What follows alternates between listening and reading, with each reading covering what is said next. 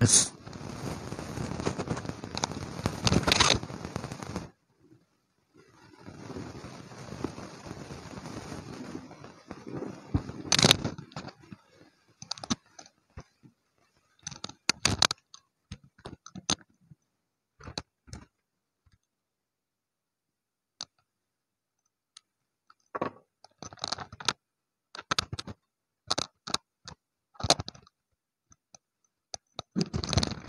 Assalamualaikum warahmatullahi wabarakatuh.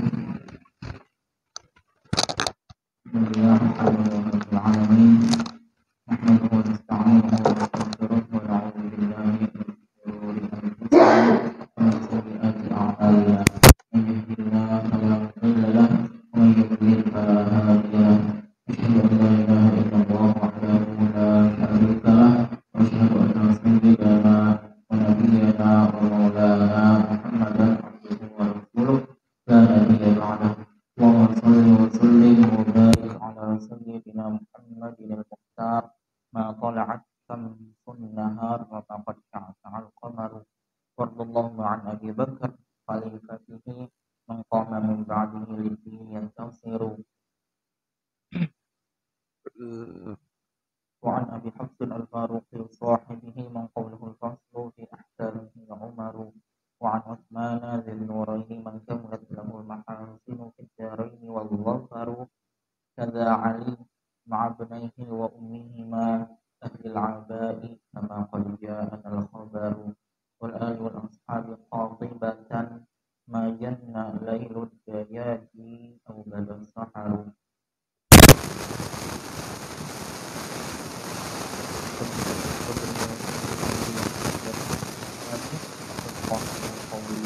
وحسب الله ما لا علم لنا إلا ما علمتنا إنك أنت العليم الحكيم ولا علم لنا إلا ما فهمتنا إنك أنت الجواد الكريم. أما بعد. Alhamdulillahirabbil alamin. Dengan rahmat, taufik, hidayah dan inayah pertolongan Allah, pada malam hari ini kita dapat berkumpul kembali di aula kita yang penuh dengan barokah ini. Untuk malam ini kita insyaallah membuka kajian kitab Hanyar yaitu kitab Al-Itqan fi Ulumil Quran karangan Imam Jalaluddin As-Suyuti rahimahullah taala.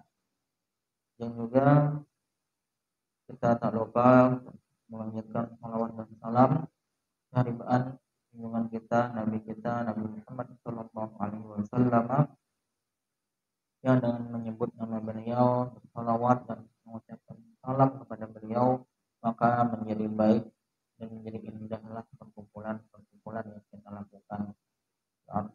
Bi'amfidikrihi sampai yamatil majalis wal mahafil.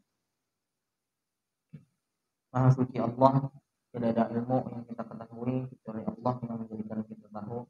Tidak ada pemahaman yang dapat kita pahami kecuali Allah yang menjadikan kita paham. Tidak ada hafalan yang dapat kita hafal kecuali Allah yang menjadikan kita hafal.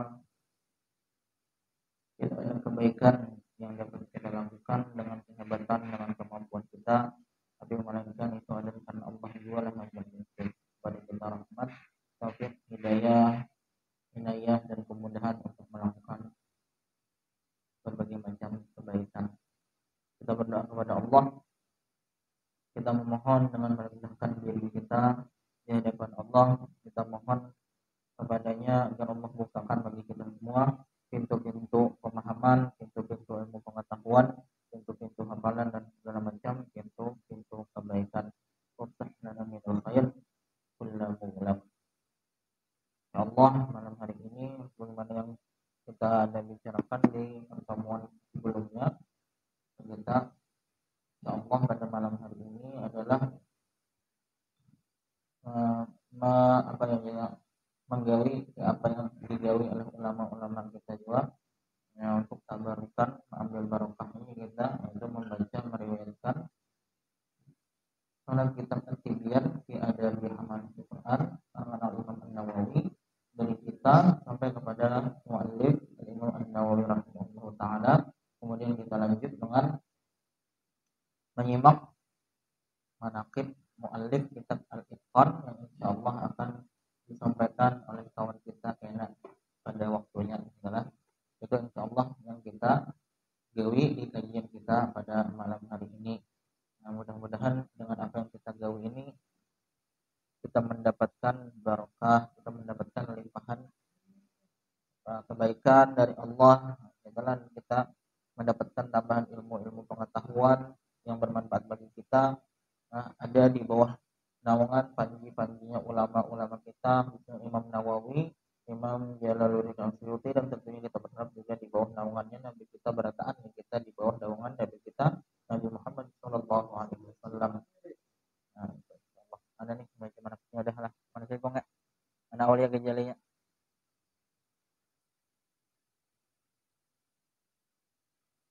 Ya, silakan dibuka dulu HP-nya. Nah, sebelum kita lakukan itu tadi yang hendak kita lakukan, kita perbaharui dulu niat kita. Nah, bahwa apa yang kita lakukan ini tak lain bukan adalah karena Allah Ta'ala, bukan karena tujuan-tujuan yang lainnya. Bukan karena hendak dipandang baik oleh kawanan, kawan-kawan yang kadang satu tempat dengan kita, melihat kegiatan kita hendak dipandang baik, ada bukan itu. Tapi kalaupun kita mau menyampaikan, upload apa yang kita lakukan, tujuannya adalah mengajak mereka juga bahwa ini loh ada kebaikan yang kalau kita lakukan. Andai kita mau gabung ke tempat ini atau mungkin di tempat lainnya ada juga. Ilmu itu adalah hal yang kalau kita tuntut pahalanya ganal gitulah. Nah, kadang-kadang mungkin kita menyangka remeh, ada kebaikan kita pikir itu remeh padahal pahalanya ganal. Ada kejelekan kita anggap itu kecil padahal dosanya ganal. Wa tahsabunahu hayyina wa huwa 'indallahi 'azim. Karena pikir itu kecil, itu remeh-remeh, ada di hadapan Allah itu ganal, kadarnya ganal.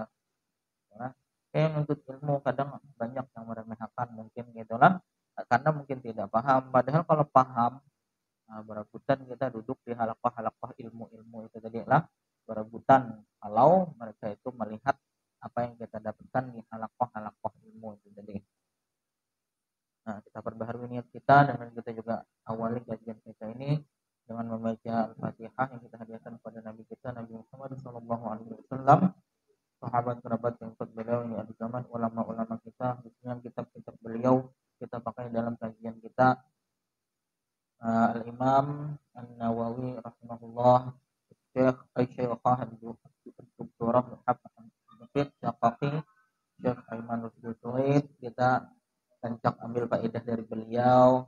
Kemudian Syekh Al-Muqri Muhammad Arwani bin Muhammad Amin Kudus, kemudian Syekh Al-Imam Jalaluddin Al-Suyuti, Syekh Abdul Fattah Al-Qadhi, Al-Imam Al-Qasim bin Syarruh bin Khalaf bin Ahmad Al-Syatibi Al-Ru'aini, dan berataan ulama-ulama kita lainnya yang dipakai kitab-kitab beliau dalam kajian lainnya di ketiki kita ini tadi.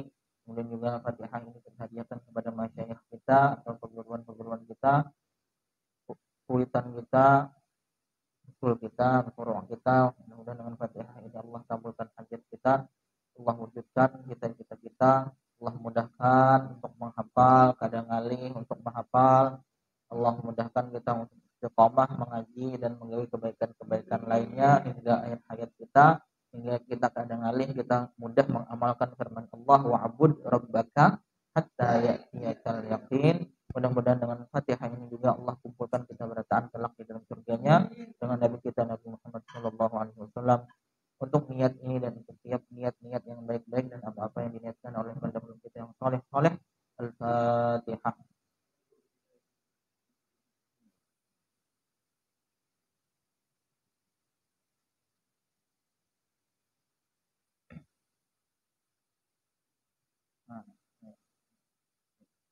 Buka HP-nya. Nah, memang ini adalah apa yang digawi terutama di kalangan mungkin Nahdlatul Ulama NU lah. Mungkin ada yang tidak menggawi dengan apa yang kita gawi ini tadi. Kita harus menghormati jangan perbedaan yang hanya di kita itu furu' aja gitu lah, bukan hal merupakan usul. Kalau ada yang memandangkan agama Islam Tuhannya bukan Allah, nah itu hanya kacau itulah.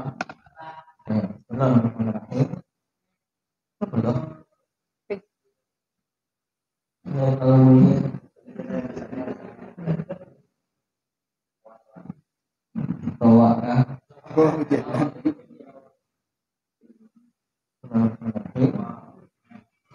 Mengingatkan kita bersedia menghadapi Al-Quran zaman Al-Imam An-Nawawi rahimahullah ta'ala.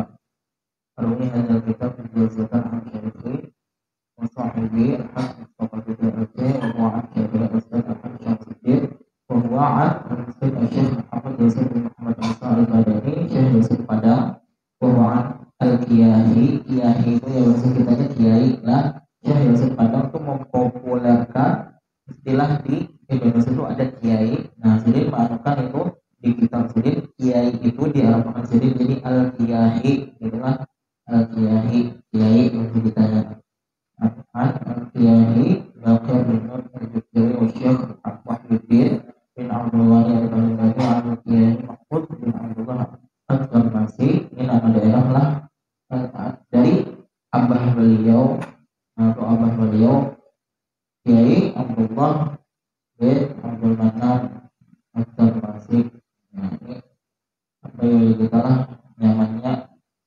Namun kita ini kan alim di ilmu, nyamannya kawal menggunakan ilmu non anak tuh kadang bingung mencari pendidikan pertamanya di mama, di abah. Ya, pun abah mama ada tahu apa-apa. Ya memang kawal menitipkan anak ke pondok, tapi lain dua dibandingkan dengan anak yang mulai awal dididik baik oleh abah namanya dari abah beliau lagi. Jadi ini kainnya oleh Kiai Mahfuz seperti meriwayatkan mulai kain meriwayatkan ke abahnya, meriwayatkan ke anaknya ulang. Nah, keluarga yang dipenuhi dengan keilmuan agama indahnya keluarga yaitu terima. Mudah-mudahan kita awal itu juga bila alhamdulillah mulai kain dan penuh dengan semangat untuk ilmu ke abah kita alhamdulillah. Bila belum mulai kitanya nah ke bawah, ayo kita coba untuk di keluarga kita itu kita menemukan apa keinginan yang tinggi, himmah azam, tekad yang kuat untuk menuntut ilmu dari abah Sugeng Abdul Manan. Nah, orang Farmasi Jawa Pacitan, nama dia tempat di Jawa. Al-Muhammad Syekh yang Al-Muhammad ini hidupnya panjang, umurnya dipanjangkan. Abdul Somad bin Abdul Rahman Al-Balibani, Syekh Abdul Somad Palembang. Al-Sofi Al-Salih Ahmad bin Muhammad Syarif Abdul Al-Ahdal Abdul Rahman bin Ahmad Al-Nakhli Al-Mustafa Habib Ahmad bin Muhammad Al-Nakhli Al-Makki Al-Syams Muhammad bin Ala Al-Waziri Al-Salim bin Muhammad Al-Santuri Al-Najjar Muhammad bin Ahmad Al-Waziri Al-Syekh Al-Islam Zakaria bin Muhammad Al-Ansari. Nah, aneh penuntut ilmu kalau sampai nama Syekhul Islam Zakaria Al-Ansari ini kada tahu atau kada pernah dengar, bahkan dengan aneh dengan bagi kita kalau tidak tahu dengan tokoh yang kita lihat ini Syekhul Islam Zakaria Al-Ansari ini, lihat dari nama beliau itu kan hidupnya berarti di bawah zamannya setelah Imam Nawawi. Al-Khatib Muhammad bin Abdullah Al-Rashidi Al-Qawmi Al-Jibuddin Ismail bin Ibrahim Al-Hanafi Al-Muhammad bin Ismail Al-Ma'ruf yang dikenal dengan sebutan di Ibn Al-Khabbas dari mu'allif kitab tersebut Al-Imam Abu Zakaria Yahya bin Syaraf An-Nawawi rahimahullah ta'ala. Jadi ini adat dan ini biasanya ada ya di lingkungan kalangan Nahdlatul Ulama. Jadi dengan ini juga apa namanya bagi hendak mencari yang lain dapat bol, silakan anaknya pakai ini untuk jangan mungkin hendak dibawa ke anak itu segala macam dapat bol, silakan juga. Ya, di rumah berada catatan-catatan yang lainnya lagi, bahkan mungkin ada yang terpendek dari kitanya ke Imam Nawawi lah, tapi pas terbuka yang ini jadi ini yang dibawakan. Wallahu a'lam. Silakan kepada kawan kita yang akan menyajikan malam ini menakil Al-Imam Jalaluddin Suyuti kepada mereka berdua untuk bersiap menyampaikan apa yang ingin disampaikan pada malam hari ini. Ini amplinan ini apa ceritanya nih, nontonnya nih tidak pernah dipakai lagi kah? Kayaknya adalah dipakai pemolitan lagi adalah. Kalau ada malam-malam atau ada undangan, tapi lain bulannya lah, karena ada panggilan lah. Lain bulannya, dipakai lah. Kalau ini kada pernah dipakai lalu kan kada bayar dua kepapangan, beli kan gitu misalnya gitu. Malam, padahal kalau yang anak ditata, tapi mungkin kalau digabung malam lah, memang sebab mencoba kan menggabung itu campur bang lagi talinya terputar-putar karena baca. Kalau memang digabung, itu kawan digabung, Allah hendakannya kena. Nah, mun hendak ketua lawan bagian perlengkapan, mun hendak adalah mun ada waktu, mun ada duitnya, naon terangkat kena. Wadahnya dihendak, rapi kan kita kayak di masjid atau musola kan kadang ada wadahnya, lemarinya kan kayu mungkin nyaman ada kuncinya kali diutak atik kanan digabung. Jadi di aula di kawah yang ganal solarnya lantai 2 3 terhubung nih Pak. Nah itu daripada tergana aja terdiam kan nggak ada terpakai, beli mahal-mahal ya kan, terpakainya 2 bulan aja dalam setahun kan aktif loh ya kan, bila bulan Maulid, bila bulan Mi'ratan hanya terpakai aktif, bila yang ada tegan aja rugi kan ini nah untuk apa jutaan kalau ini hitungannya baik kita pakai jadi duit siapa yang menyumbang atau mungkin amplop buat Maulid dijadikan itu jalan pahalanya gitu. Ya lah, pada patak di anak kita jadi pajangan, jadi berhala, gitu lah. Gitu. Nah, itu kayaknya lebih baik kalau kita pakai supaya berantakan tadi yang duitnya ada tergabung-gabung untuk beli itu tadi. Ya walaupun ada ulama yang memandangkan duit tuh pahalanya kada jariyah, dalam satu kalinya ada pendapat gitu. Yang jariyah itu jadinya bila langsung nukarkan amplinya, nukarkan semennya ada, tapi kita berharap Allah itu kan maha kaya, kada berhabis Allah memberikan imbalan pahala segala macam, mudah-mudahan naik tetap walaupun itu berupa duit, mudah-mudahan aja pahalanya tetap berjalan selama-lamanya benda ini dipakai, makanya kita minta untuk dipakai itu adalah daripada jadi pajangan, jadi berhala ya gitulah. Allah alam, silakan kepada kawan kita berdua aja lah, berdua aja lah, berdua untuk menyampaikan pengenalan kita malam ini sebelum kita ke dalam menyelam lebih dalam lagi ke kitab Al-Itqan ini tadi. Kita mengenali dulu kepada mu'alifnya, kenalan dulu dengan mu'alifnya. Kan kayaknya kada beradab kalau kita hendak menyelam kitab-kitab di dalam lautan ilmu kan gitulah, tapi kada kenalan dulu dengan mu'alifnya, tiba-tiba tanpa ada bepadah dulu dengan mu'alifnya, kada ada adabnya lah kita tiba-tiba plak langsung menyelam ke dalam lautannya ilmu yang ada beliau bentangkan di hadapan kita ini tadi. Maka lebih baiknya adalah kita memulai kajian yang kayaknya bakal panjang ini ke depannya gitulah. Untuk di awal ini kita kenalan dulu dengan beliau, mengenal nama beliau, perjalanan hidup beliau dan lain sebagainya. Karena kalau kita lihat dari kandungan kitab Al-Itqan, kalau kita bandingkan dengan At-Tibyan, kalau At-Tibyan setelah mulai tahun 2020 sampai 2021 halamannya berapa malam 150-an kalau tidak salah lah, dan itu pun hurufnya ganal-ganal. Nah, banyak luangnya di tengahnya ada renggang gitulah. Kalau Al-Itqan ini tadi lebih kandal dan hurufnya lebih kecil-kecil dibandingkan mungkin 6 mungkin 7 tahun mungkin. Itu pun kalau tidak ada halangan kita lah gitulah, dan kajiannya berkelanjutan 6 sampai 7 tahun perkiraan mungkin hanya tuntung. Nah, sebelum kita mulai perjalanan yang panjang ini tadi, kita kenalan dulu dengan alifnya. Lalu kayak pada rencana kita hendak tiap tahun hendak bertambah kitab. Tahun ini 2022 kan insya Allah Hifdzul Amani udah ada. 2023, nah itu karena kita selalu tiap tahun mungkin ada kitab-kitab kecil yang mungkin 30 atau mungkin 40 halaman aja. Itu kita baca tiap tahun, yang tergitakan tiap tahun khatam. Karena pada waktunya hanya kita khataman gitulah, mudah-mudahan.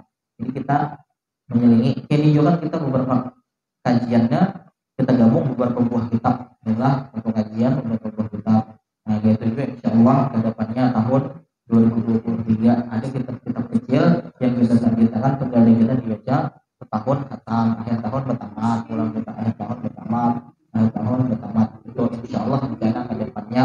Kalau kita dalam perjalanan waktu memang terlihat itulah yang paling baik untuk dilakukan. Nah, kita insya Allah itu akan kita lakukan. Ya, silakan menyampaikan.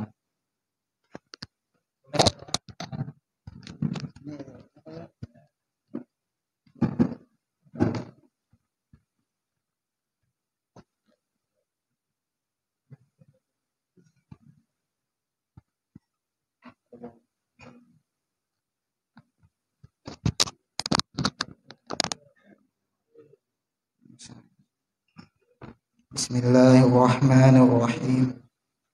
Pada kesempatan kali ini, izinkanlah saya untuk memulai menyampaikan mengenai biografi muallif kitab Al-Itqan fi Ulumil Quran, yakni Al-Imam As-Suyuti.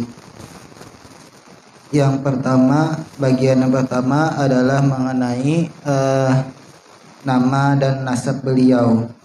Nama beliau adalah Al-Hafiz Abdurrahman bin Kamal Abu Bakar bin Muhammad bin Fakhr Utsman bin Dadiruddin Al-Hammam Al-Hadari Al-Rushyuti.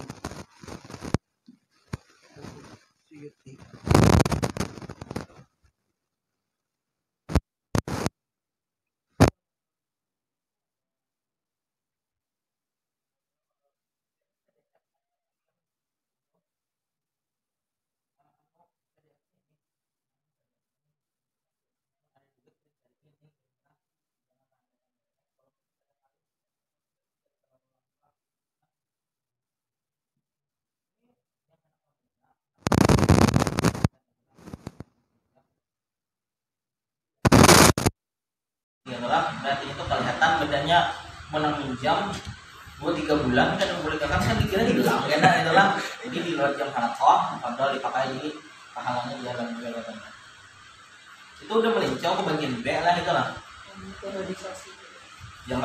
zaman hidup beliau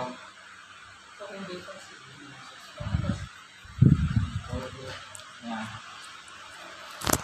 jadi itu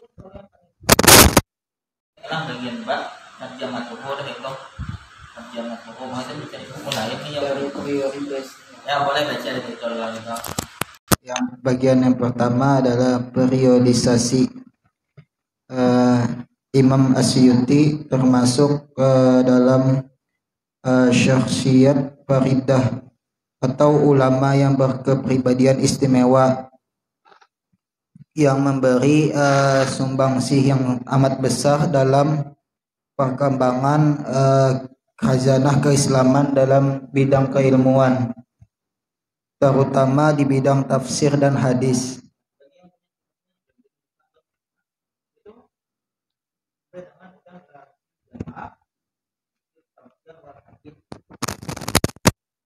Suyuti dengan syakhsiyatil faridah. Nah itu ketemu lah. Ambil bagi yang punya kitabnya dibuka, yang punya PDF-nya, yang mau dikawa ada modal, udah pernah belajar kitab, jangan buka PDF yang terjemahnya, coba dulu ya. Jangan dulu coba tutup PDF yang terjemahnya, coba buka yang kitab judulnya yang dibuka. Kalau memang kada pernah mondok, kada pernah belajar kitab, ayo buka yang terjemahnya, saya bilang. Ya, lanjut. Namun demikian, beliau berada dalam keadaan yang berlawanan. Sebagian orang menyanjung keilmuan beliau, pada tingkat yang sangat tinggi. Namun sebagian yang lain malah mencela beliau hingga pada tingkatan yang terendah. Maka dikarenakan demikian itu, marilah kita mengenali sosok beliau lebih dalam lagi agar kita dapat mengenal beliau sebagai seorang ulama yang alim dan berkepribadian istimewa.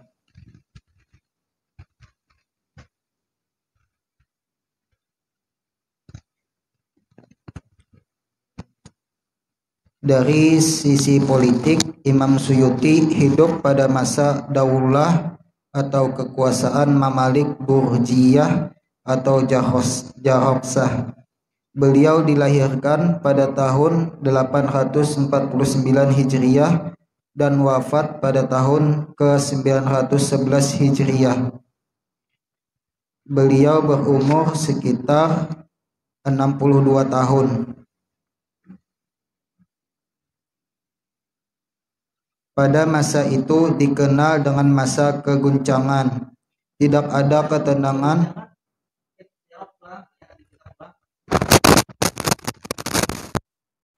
Atau malah itu apa tuh? Cetakan apa penerbitnya?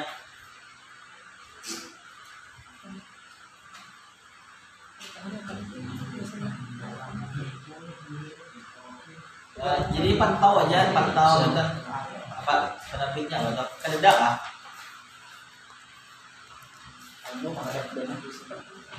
Paling awal apa baca? Darul Alamiyah.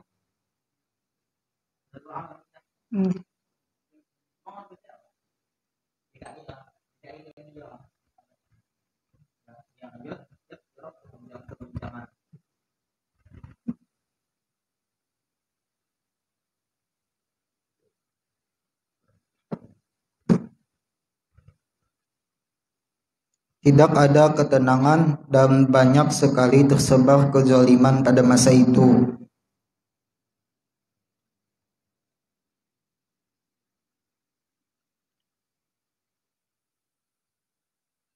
Cukup kita ketahui bahwa Imam Suyuti hidup pada masa Sultan Sultan. Meskipun masa kepemimpinan mereka pendek, kurang lebih sekitar 10 tahun, dan dalam masa 1 tahun pernah berganti hingga 3 sultan, yaitu Haja Abu Nasr al-Inali al-Muayyadi, yang kedua Abu Sa'id Tamriwa al-Zahiri, dan yang ketiga adalah Raja Qaitabi al-Mahmudi.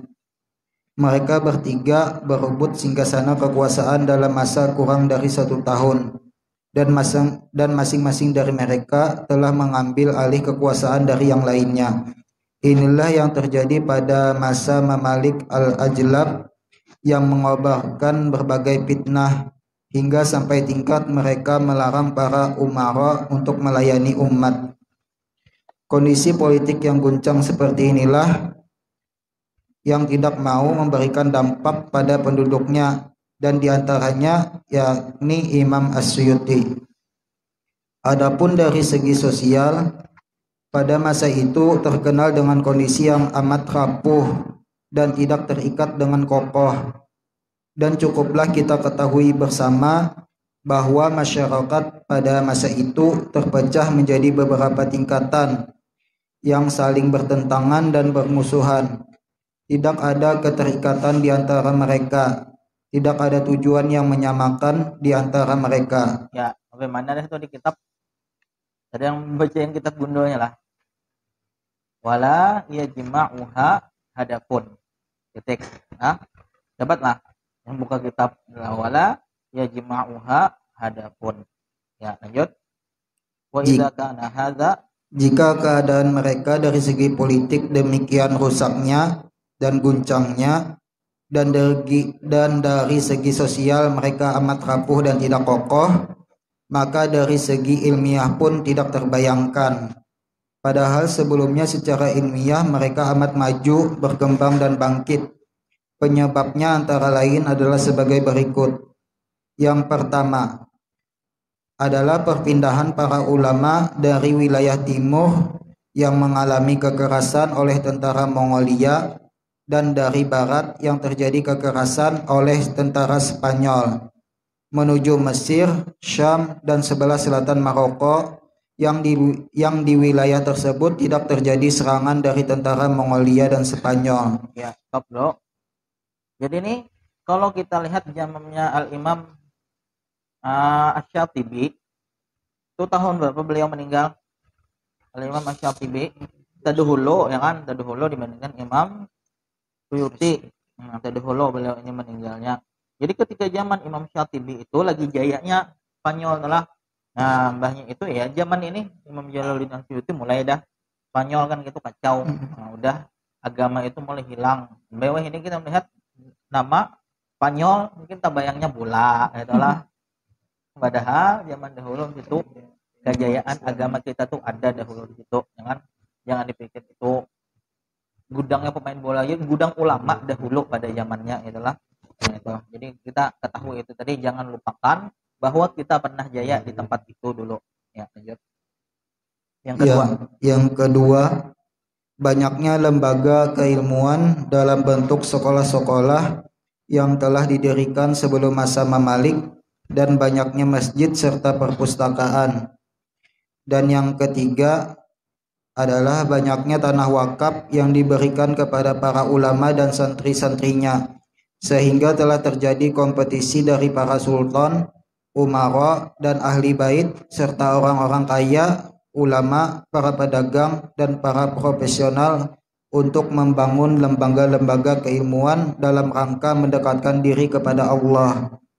Dan yang terakhir atau yang keempat adalah semangatnya para ulama untuk membuat lembaga ensiklopedia ilmiah untuk menggantikan apa-apa yang telah dihancurkan oleh tentara Tartar dari Mongolia dan kaum salib dari barat. Di tengah-tengah situasi dan kondisi seperti itulah, maka Imam Jalaluddin As-Suyuti tumbuh dan berkembang serta telah mengambil kebaikan-kebaikan pada zamannya, meskipun beliau juga telah mengambil atau telah terimbas oleh berbagai keburukan yang terjadi pada masa itu. Yang kedua, memasuki bagian nama dan nasab Imam As-Suyuti. Nama beliau adalah Al-Hafiz Abdurrahman bin Kamal Abu Bakar bin Muhammad bin Sabiquddin Ibnul Fakhrah Utsman bin Dabihuddin Al-Hammam Al-Hadoiri As-Suyuti. Sedangkan pemilik kitab Mu'jam Al-Mu'allifin atau kumpulan para pengarang kitab menambah dengan sebutan At-Toluni Al-Misri Asy-Syafi'i. Beliau diberi gelar laqab dengan Jalaluddin dan kunyahnya Abu Al-Faddal. Apa? Dan Abul Faddal. kunyah, Kunyah. itu lah kunyah. Yang kunyah aja ya. Ya, bagi yang nggak tahu ini Kunyah. kunyah. Kunyah. Kunyah ya kan? Kunyah. Kunyah.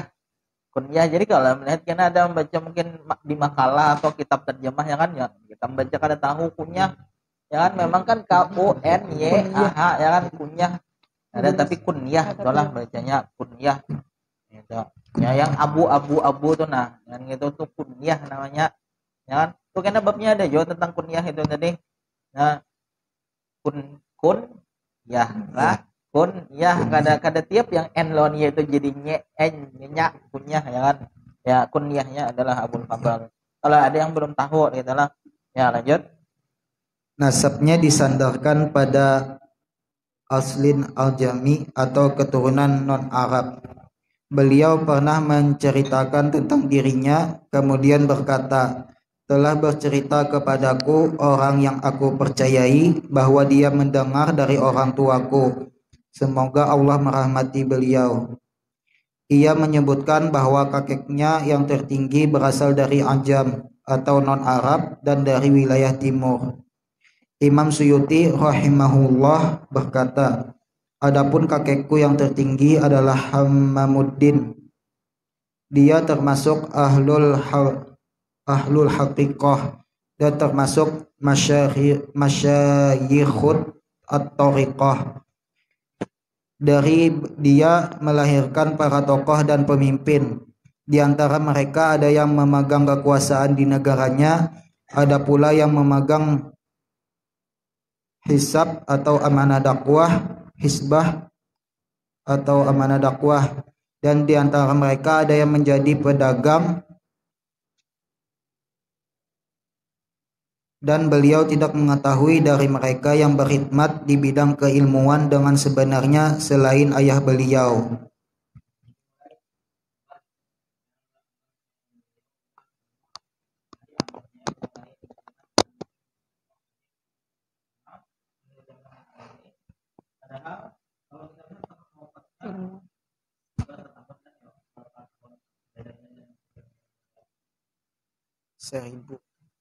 Seribuan 911 14. oh 1000 tinggal hijriah 1443. 522.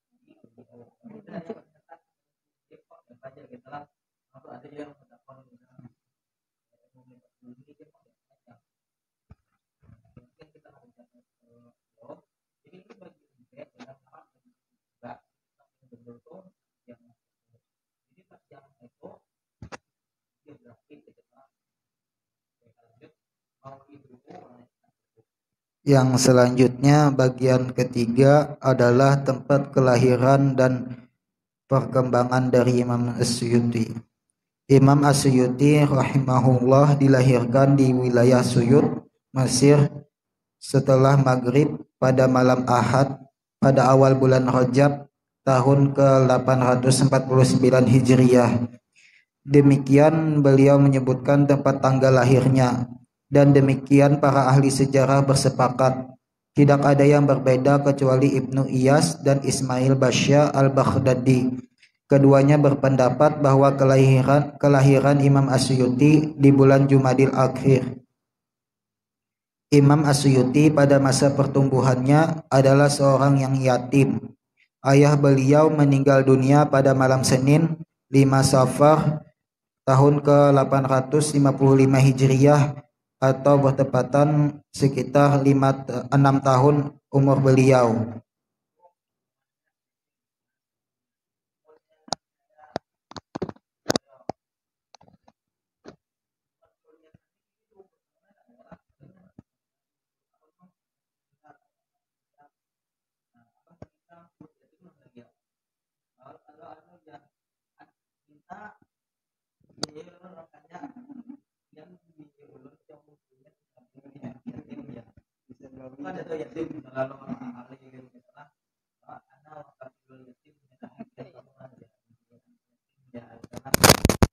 Tahun abah meninggal yatim apa lagi yang udah begawi sudah kawin begawi ya kan minta kalau belum zakat ke orang gini apa hajil tapi yatim ya itu kan bagi-bagi apa dong belum kita ya tahu lah ya anak wakafilul yatim ini yatim jannah ya nanti nah ini kita bang kita bawa yatim sampai tuha yatim kita lah ya aja kalau buhul ini beberapa kajian atau taklim yang diikuti oleh Imam As-Suyuti.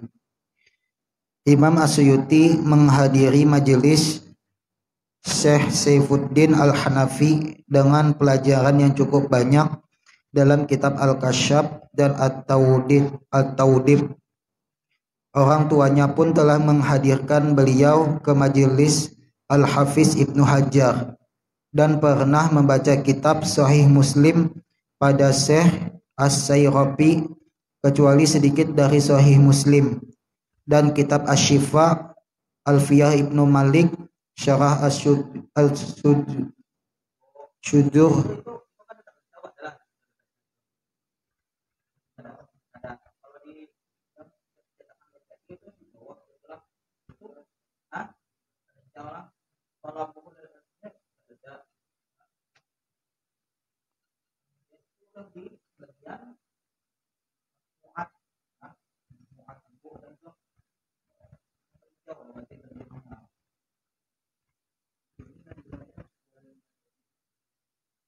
nah itu oh teringkau Lihat nih.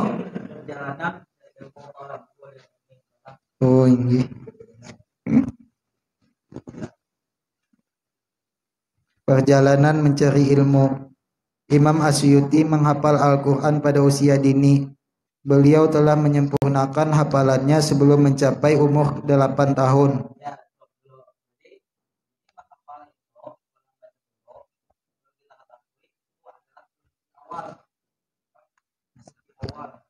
Untuk ilmu, membuka ilmu bukan ketika khatam tuh wah yang paling alim keduniaan. Nah, itu adalah bukan ya kan. Tapi perlu kita ketahui juga pulang lebih mulia mana mun andai ada orang alim zaman kita nih, nah ada yang alim ahli baca kitab ini paham, ini baca ini paham, kau memahamakan ulang, tapi kada punya hafalan yang banyak. Dengan ada yang punya hafalan banyak, khatam bahkan hafalannya mulai Fatihah sampai khatam, baik hafalannya tapi kada tahu di kitab kuning.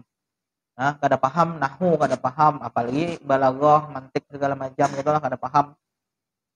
Mulia mana duanya andai dibandingkan? Perlu kita tahu dulu, zaman dahulu ulama menjadikan hafalan itu adalah tahap awal untuk ilmu. Bahaya itu hanya tabahur atau mendalami, melautkan ilmu, melautkan nantinya kan jadi, nah gitulah tahap awal hafalan. Nah, 8 tahun khatam hafalan, bah itu belajar mulainya. Itu ulama kita Imam Jalaluddin As-Suyuti. Nah, jadi pelajarnya adalah pelajaran yang kita ambil tuntung hafalan, bukan ujung dari menuntut ilmu. Apalagi kada tuntung-tuntungan lagi hafalannya kan gitu. Apa yang kada ada yang kawan dibanggakan disombongakan untuk ujub ya kita lah gitu lah. Tapi mudah-mudahan walaupun kada tuntung hafalnya itu kawan dibawa di hadapan Allah, perjuangannya cukup dah, tapi memang alih hidup di akhir zaman segala macam gitu lah. Banyak godaan segala macam, tapi udah mencoba gitu lah, udah mencoba. Tapi kadang-kadang kita kada tahu makanan mungkin ada yang kita pikir halal, ternyata mungkin ada yang temakan pentol lagi kucing, jawabkan mahapal ngalih. Mudah-mudahan tapi kita dijauhkan dari hal gitu lah. Nah, tapi kita kadang pul mempati ulama terdahulu 8 tahun khatam hafalan ya kan.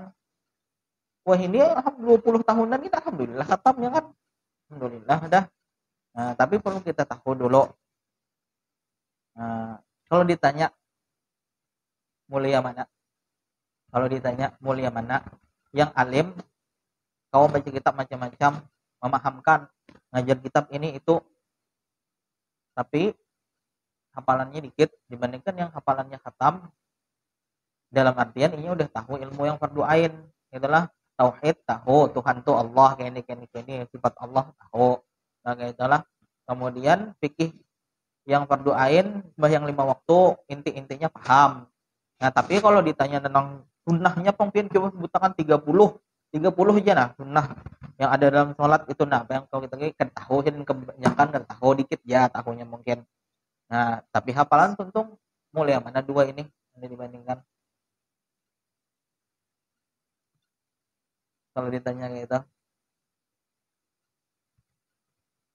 Kalau ada orang tuntung hafalan tapi agama Katolik, nyata ya kada mulia kan gitu lah. Karena yang paling pertama itu imannya dulu ya kan gitu lah. Jadi kan sampai juga kan. Nah, jadi jawabannya dari Syekh kita, Syekh Aiman Rusdi Suwaid. Nah, itu beliau menceritakan kai beliau Syekh Amin Suwaid.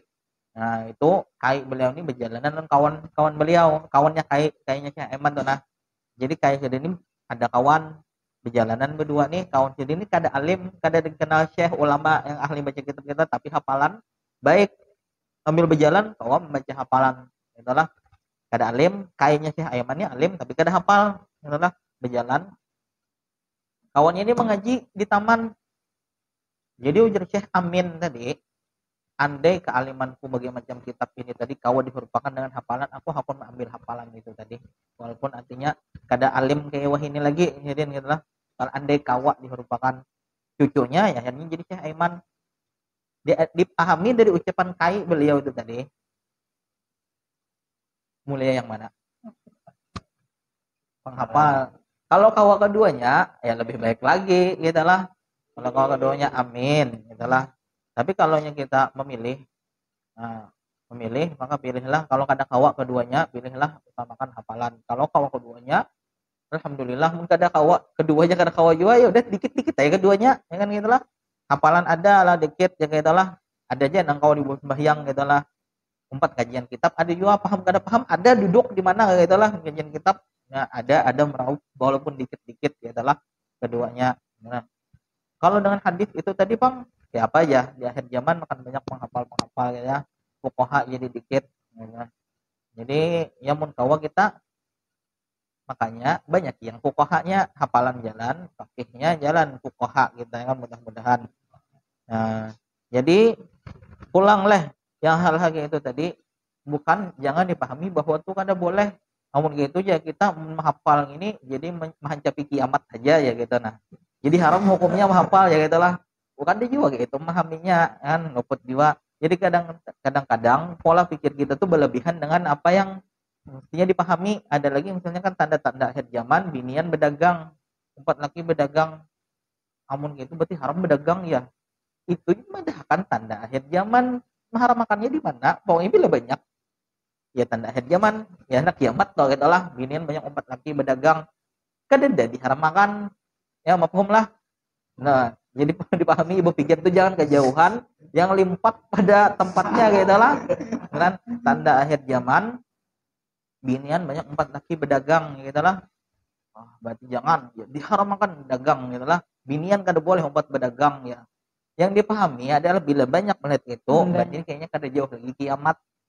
Kadang kita banyak ibadah walaupun binian yang berdagangnya banyak lah bacaan ngambil lagi kada pelanggan itu. Dan gitulah. Tanda akhir zaman ini jangan kelebihan memahaminya, pahami itu tanda, ya itu tanda, bukan kada boleh lah gitulah. Nah, itu pola pikirnya melewati dari apa yang diinginkan gitulah. Ya lanjut. Jadi tahu dah itu adalah kalau memilih mana yang lebih afdal, hafalan lebih afdal kalau udah kita tahu ilmu-ilmu yang fardu ain adalah ilmu-ilmu yang fardu ain kita udah tahu, maka hafalan lebih afdal kita dahulukan dibanding untuk ma'alimakan kayak bidang nahwu, sorof, balaghah. Kalau udah tuntung hafalan, anak mendalami itu tadi, alhamdulillah kalau kawa. Tapi kalau nih kita belajar yang ilmu alat itu tadi untuk memudahkan hafalan, ya baik juga gitulah. Baik juga insya Allah lebih mudah hafalannya, tapi jangan jadinya kada tuntung hafalan karena terlalu sibuk meluangkan waktu kebanyakan di ilmu alatnya tadi timbul hafalannya kada tuntung. Nah jangan juga itulah. Jadi yang perlu diutamakan kalau kawa hafalan tuntung, bilanya kawa keduanya alhamdulillah gitulah. Ya lanjut.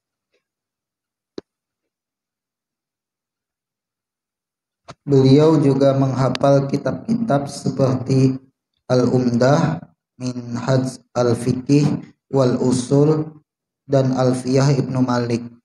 Beliau aktif dengan keilmuan pada saat berusia 16 tahun, yaitu mulai awal tahun 864 Hijriah. Beliau telah mengambil ilmu fikih dan nahwu dari sejumlah ulama dan telah mengambil ilmu faraid dari seorang alim pada masanya, yaitu Syekh Shihabuddin Al-Syarmasahi.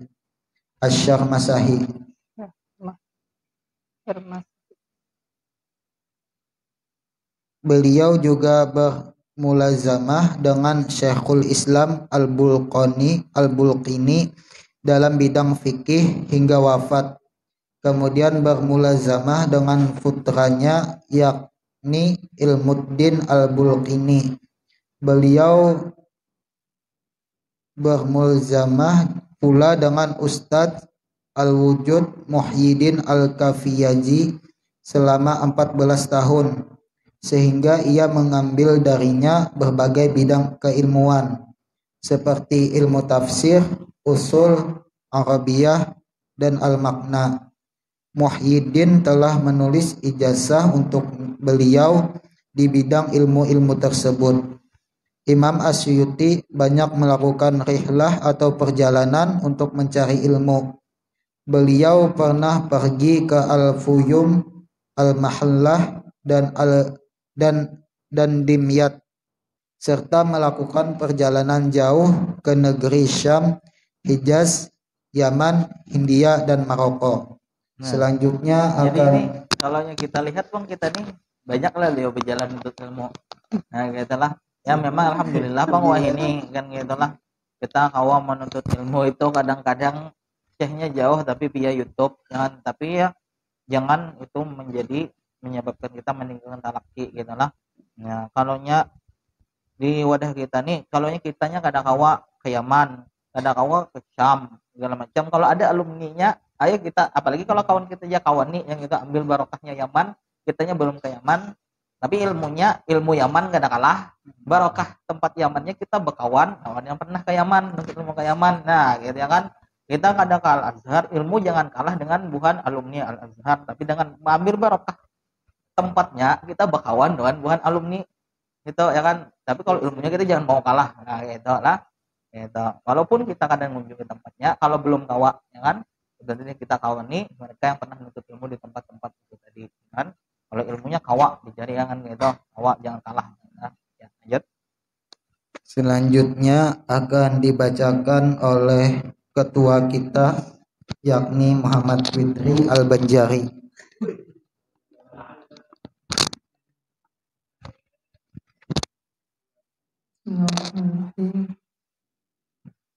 Melanjutkan biografi dari Imam Asy'ari tentang keluasan dan kedalaman Asy'uti dikaruniai rezeki oleh Allah Subhanahu wa taala ilmu yang luas dalam 7 bidang keilmuan, yaitu tafsir, hadis, fikih, nahwu, al-makna, al-bayan, al-badi', sebagaimana metode orang-orang Arab yang ahli di bidang sastra. Beliau telah memberikan pernyataan tentang ilmu-ilmu tersebut hingga berani menentang guru-gurunya. Beliau berkata, sesungguhnya ilmu yang telah aku capai dari 7 bidang ilmu selain fikih dan nukul adalah sesuatu yang tidak dicapai oleh seorang pun dari guru-guruku. Kemudian tentang beberapa kajian yang diikuti beliau, Imam Asy'uti telah menghadiri majelis Syekh Saifuddin Al-Hanafi dengan pelajaran yang cukup banyak dalam kitab Al-Kasyaf dan At-Tawdih. Orang tuanya pun telah menghadirkan dia ke majelis Al-Hafiz Ibnu Hajar dengan pernah membaca kitab Sahih Muslim pada Syekh As-Sayyarafi kecuali sedikit dari Sahih Muslim, dan kitab Asy-Syifa Al-Fiyah Ibnu Malik, Syarah Asy-Syurur Al-Mughni dalam usul fikih mazhab Hanafi, dan Syarah Al-Aqaid karya At-Taftazani. Beliau juga telah membaca kitab Al-Kafiyah dan syarahnya pada Asy-Syams Al-Maruzbani Al-Hanafi, dan memperdengarkan pada kitab Al-Mutawasil dan Asy-Syafriyah serta syarahnya karya Al-Jawdi, dan dari kitab Al-Fiyah Al-Iraqi. Imam Suyuti juga menghadiri berbagai kajian ilmu Imam Al-Bulqini. Beliau membaca padanya berbagai kitab yang tidak terhitung banyaknya. Juga bermulazamah dengan Syekh Syaraf Al-Manawi hingga wafat, dan membaca padanya kitab-kitab yang tidak terhitung jumlahnya. Beliau juga berkomitmen dengan berbagai kajian Syekh Saifuddin Muhammad bin Muhammad Al-Hanafi dan berbagai kajian Al-Alama Asy-Syamani serta berbagai kajian Al-Kafiyaji. Meskipun demikian, Imam Suyuti telah berbicara tentang dirinya bahwa dia tidak banyak mendengarkan riwayat karena kesibukannya dengan sesuatu yang lebih penting, yaitu qira'atud dirayah, yaitu membaca ilmu. Kemudian guru-guru dan murid-murid Imam Suyuti. Imam Suyuti rahimahullah telah menghitung guru-gurunya. Mereka berjumlah sekitar 150 guru. Di antara mereka yang terkenal adalah Ahmad Asy-Syarmasahi, Umar Al-Bulqini, Saleh bin Umar bin Ruslan Al-Bulqini, Muhyiddin Al-Kafiyaji, dan Al-Qadi Syarifuddin Al-Manawi. Ya, berapa dulu? Jadi berapa tadi? 150. Kita Bang? Berapa guru kita ya? Dari TK. Monnya kayaknya beliau ini kan tentunya dihitung guru agama kan gitu lah.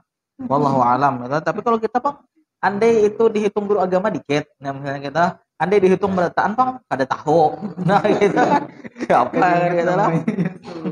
Ya, jadi kada ada ruginya juga kalau dalam ilmu-ilmu yang kini kan kita memperbanyak mengaji kemana-mana kan, tapi dengan catatan artinya jangan sampai itu menyebabkan yang pertama itu ini belum tuntung membanyaki ke lain, tapi akhirnya jadwalnya ya artian kalau kayak beliau ini kan mulazamah itu ini dulu tuntung ke lain tuntung gitulah, itu jadi banyak gitu tadi kan. Atau memang kalau kita hendak zaman ini lebih baik lihati jadwalnya, jangan nanti ini belajar ini kan menghafal kada tuntung, belajar di lain pulang anak belajar nahwu ya jadwalnya tapi imbai, akhirnya nahunya kada dalam, hafalannya kada dalam, kada tuntung. Nah, ini namanya kada kawa memikirkan mana yang perlu diutamakan, atau kalau hendak memperbanyak kada kawa juga membagi waktunya. Itulah, jadi pikirkan ya dulu kan kalau hendak memperbanyak tuh, nah mampukah kada dulu otaknya yang pertama dulu kan gitulah. Kalau yang mampu alhamdulillah kayak apa waktunya pulang kawa kada dibagi pulang waktunya dulu. Kalau yang kada kawa itu kan hafalannya hatam hafalan, hanya pulang dalam yang lain pulang gitulah. Ya ini Bapak bilang tadi Al-Bulqini, Al-Kafiyaji, Al-Munawi banyak lalu kan. Ya lanjut. Banyak para ulama yang pernah berguru kepada Imam As-Suyuti. Di antara yang paling terkenal dan menonjol adalah Al-Alamah Al-Muhaddis Al-Hafiz Syamsuddin Muhammad bin Ali bin Ahmad Ad-Dawudi Al-Masri Al-Syafi'i. Imam Suyuti pernah bersahabat pada waktu belajar dan mendengar bersama sejumlah ulama seperti Syamsuddin Sakhawi dan Ali Al-Ashmuni. Itu ada yang memegang kitab kundul Tatal Maza, kan itu waqat Tatal Maza ala yadihi. Tatal Maza apa artinya? Tatal Maza itu Tatal Maza itu menjadi tilmiz gitulah, Tatal Maza. Tulisannya Tatal Maza. Ya lanjut. Bidatuhu. Selanjutnya akidah Imam As-Suyuti. Tampak dari apa yang beliau tulis tentang pembelaannya pada sahabat Nabi SAW dan dari apa yang telah ia susun, tetap berpegang pada as-sunnah dan ia termasuk ulama yang bermazhab ahlus sunnah. Tidak diketahui daripadanya selain itu kecuali kecenderungannya pada tasawuf, sebab mengikuti kakeknya yang tertinggi Hamamuddin. Baik, beliau tadi apa? Tokoh Tariqat, ya kan gitu. Jadi terbawa ini kepada cucu beliau Imam Jalaluddin Suyuti ada juga kecenderungan kepada tasawuf karena kayaknya yang tertinggi tadi adalah tokoh Tariqah. Ya, lanjut. Tetapi ilmu beliau tentang Al-Quran dan Sunnah telah menjaganya dari berbagai tasarruf, itu perilaku yang ada pada sebagian ahli tasawuf yang jauh dari Al-Quran dan As-Sunnah.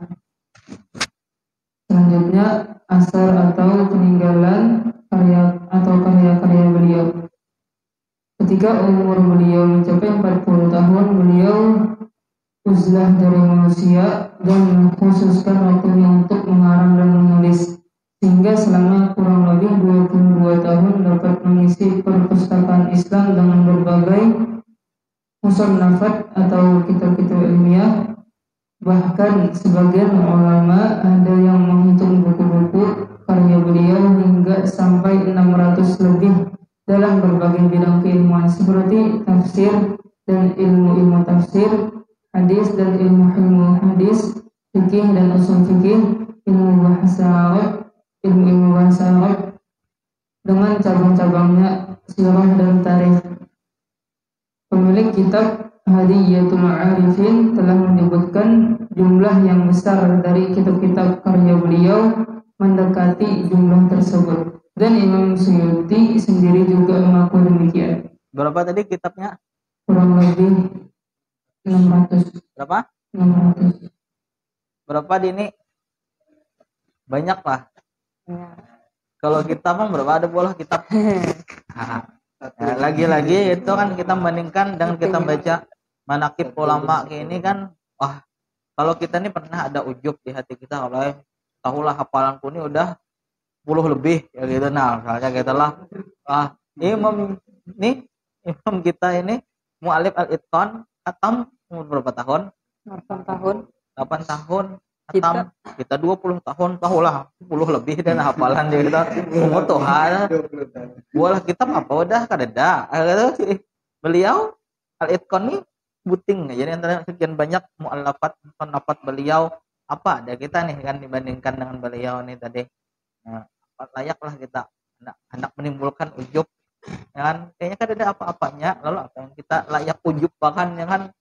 Kadeda apa-apanya dibanding ulama kita zaman dahulu kan gitu tadi. Nah, masyaikh beliau tadi berapa? 90. Nah, bandingkan lawan kita. Ya, lambang kecangkalan untuk ilmunya dibanding dengan kita. Kemudian mbahnya udah nuntut ilmu, bikin kitab-kitab berapa tadi? 500. Jumlah kitabnya 500 kurang lebih. kita. Nah, ini kawan kita Farid Fauzian ada bola buku ya. Berapa ada Farid Fauzian, berapa buku ada yang cetak? Nah,